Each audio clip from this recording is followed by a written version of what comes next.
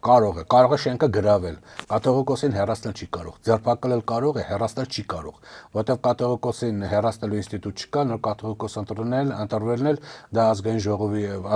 ազգային այս մեծ որոշում կրոնական ու նաև աշխարհիկներից եւ հոգեվորականներից ուրեմն կազմված այդ ուրեմն հավաքի ժամանակ է ընտրվում, որը կարող է Հայաստանում չլինել, որը կարող է Հունաստանում լինել, կարող է Վրաստանում լինել, կարող է Ֆրանսիայում լինել, կարող է, չգիտեմ, Եգիպտոսում լինել, որն այս թևերը, եւ այնտեղ ուրեմն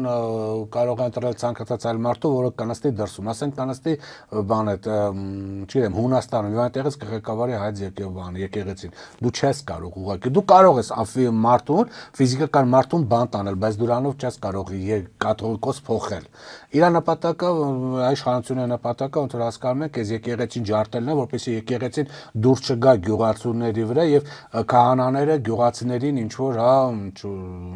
այսպես ասենք, մասնավոր խոսակցությունների զրույցների ժամանակ քաղաքական ուղղություն չտան, թե ում քվարկել։